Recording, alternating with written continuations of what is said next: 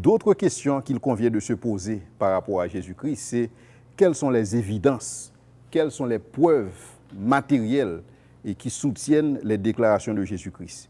Et donc nous allons considérer et non seulement les évidences sur les déclarations de Jésus-Christ, nous allons voir comment l'Ancien Testament voyait ce phénomène de résurrection, ainsi que le fait que Jésus-Christ a prédit sa propre résurrection.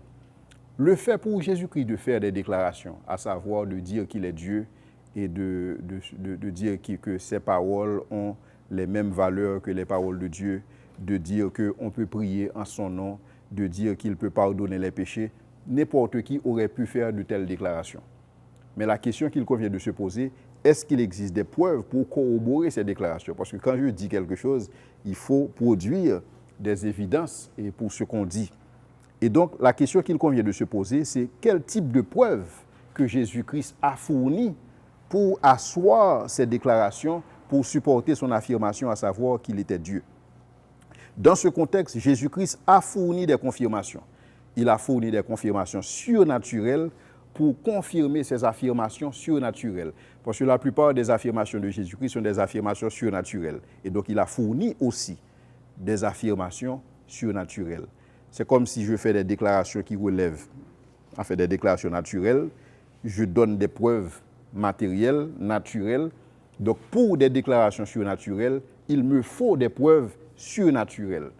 Et donc, Jésus-Christ a aussi fourni des preuves surnaturelles. Et donc, notre argument se présente ainsi. Un miracle, c'est un acte de Dieu qui confirme la vérité de Dieu qui lui est associée. Donc, quand Dieu dit quelque chose, sa parole ne revient pas à lui sans avoir accompli sa volonté. Donc, la parole de Dieu doit être confirmée par des miracles qui sont opérés. Or, un miracle, c'est une intervention de Dieu. Et donc, Jésus-Christ, dans ce contexte, il a fourni 3 lignes de preuve pour confirmer le fait qu'il est Dieu.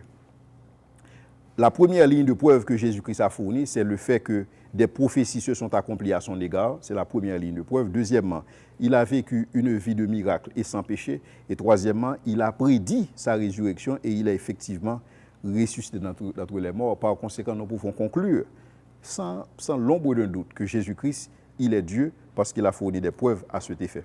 Maintenant, pour ce qu'il s'agit de l'accomplissement des prophéties, il existe plus de 3 douzaines de prophéties formulées sur Jésus-Christ avant sa venue et ces prophéties ont eu leur accomplissement en lui, par exemple. Donc, notamment que Jésus, il serait de Nazareth. Donc, ce n'est pas par hasard que nous disons que Jésus de Nazareth. Il est né à Nazareth et ceci en rapport à une prophétie formulée à cet effet. Donc, et il était dit aussi que Jésus-Christ allait fuir en Égypte. Et ça faisait l'objet d'une prophétie formulée dans ce contexte. Mais cependant, il y a d'autres passages qui sont relatifs au Messie Dieu, et qui ont eu leur accomplissement en Jésus-Christ. Et là, je parle de passages formulés dans l'Ancien Testament, formulés dans un intervalle de 200, 300 jusqu'à 850 ans avant Jésus-Christ, et que ces choses ont eu leur accomplissement en Jésus-Christ. Et là, je veux citer plusieurs choses, comme il était dit que Jésus-Christ, il naîtrait d'une vierge. En Genèse 3,15, il naîtrait d'une femme. En Genèse 3,15, ceci a eu son accomplissement, comme Paul le cite en Galates 4,4. Et il est dit que le Messie naîtrait d'une vierge, selon Ésaïe 1er, verset 14. Et ça a eu son accomplissement en Matthieu 1er, verset 21. Donc le fait de dire que Jésus-Christ est né d'une vierge, ce n'est pas une nouvelle information. Cette information a toujours été là. Cette information était présente dans l'Ancien Testament, que le Messie naîtrait d'une vierge. Donc ce n'est pas une chose nouvelle que Dieu introduit, c'est tout simplement Dieu confirme ce qu'il avait dit il y a très longtemps. Il était dit aussi que le Messie, il serait de la postérité d'Abraham. Jésus-Christ est de la postérité d'Abraham, selon Genèse 12, versets 1 à 3. Et nous voyons son accomplissement, Matthieu 1er 1, que Jésus-Christ naîtrait de la tribu de Juda. Et Jésus-Christ, il est né aussi, il fait partie de la tribu de Juda. Et que Jésus serait de la maison de David, parce que David avait promis que Dieu avait promis à David qu'il y aurait toujours un héritier sur son trône, et que nous voyons dans la généalogie de Jésus que Jésus vient de David, tout comme c'était dit dans les Écritures.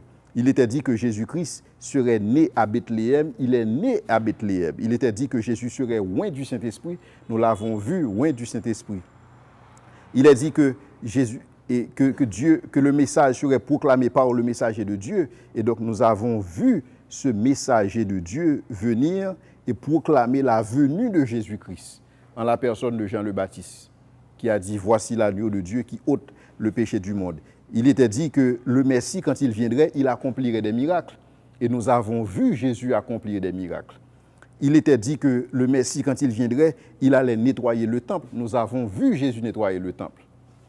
Quand il est venu, il a vu les marchands qui vendaient dans le temple et il était en colère, il a chassé les marchands, il a nettoyé le temple. Il était dit que le Messie serait rejeté par les Juifs. Et nous avons vu que quand Jésus est venu, les Juifs l'ont rejeté. Donc tout ceci confirme effectivement que Jésus-Christ est Dieu. Il était dit que le Messie allait mourir d'une mort humiliante. Mais la nature de cette mort n'était pas encore connue. La nature de cette mort. Et là, Jésus est né sous l'Empire romain. Il y a une raison pour laquelle Jésus est né sous l'Empire romain. Parce que sous l'Empire romain, c'est dans cet empire qu'on a mis en place ce procédé de torture qu'est la crucifixion. Et qui est une mort, qui aboutit à une mort violente et humiliante. Et donc Jésus est né dans ce contexte afin que s'accomplissent les Écritures. Donc Jésus est né, c'est comme si tout était programmé pour cela.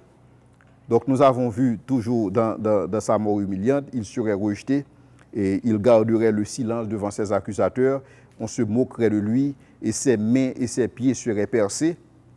Donc pour que ses mains et ses pieds puissent être percés, il fallait qu'il existe un instrument qu'on appelle la croix.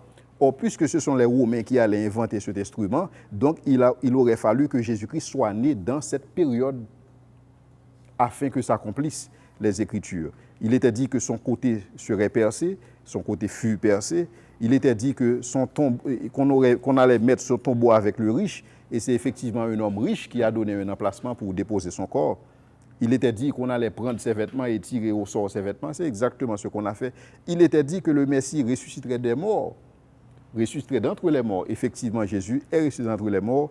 Il était dit que le Messie monterait au ciel et qu'il s'assierait à la droite de Dieu. Et nous avons vu tout cela réalisé en Jésus-Christ. Et la probabilité pour que tous ces événements s'accomplissent en une personne, c'est une probabilité incalculable. Et donc ça relève du fait de miracles. Donc les historiens les plus critiques admettent que ce sont des prophéties qui ont été formulées et dans un temps relativement long avant leur accomplissement. Il y a des prophéties qui étaient formulées entre 200 ans, 200, 300, 400, jusqu'à 800 ans avant leur accomplissement. Donc l'accomplissement de ces prophéties, c'était un acte de Dieu et pour confirmer que Jésus-Christ est le Messie. Donc Dieu a confirmé Jésus-Christ en faisant que toutes ces prophéties puissent s'accomplir dans sa vie. Donc ça ne s'est pas... Et on ne trouve ça dans aucune religion qui existe sur la terre. Dans aucune religion. Et la beauté de la chose, c'est que on peut vérifier quand est-ce que le livre d'Ésaïe était écrit. Donc le livre d'Ésaïe n'était pas écrit du temps de Jésus-Christ. On peut vérifier. Parce qu'il y a des tests qu'on fait. Il y a un test qu'on appelle carbone 14 pour vérifier et quand est-ce qu'un texte a été produit. On peut vérifier ces choses. On peut vérifier quand est-ce que le livre des psaumes a été compilé. On peut vérifier ces choses.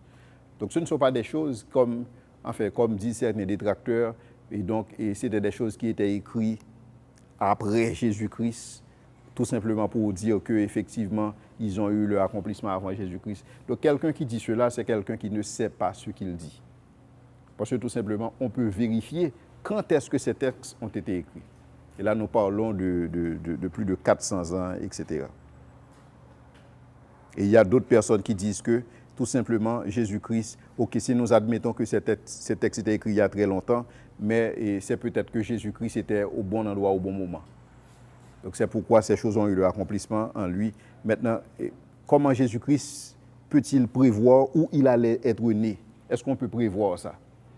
Est-ce qu'on peut déterminer dans quelle famille, dans quelle lignée est-ce qu'on va... C'est impossible. Donc ce sont des gens qui tout simplement ne veulent pas admettre la seigneurie de Jésus-Christ et qui se créent toutes sortes de fables et pour ne pas l'admettre.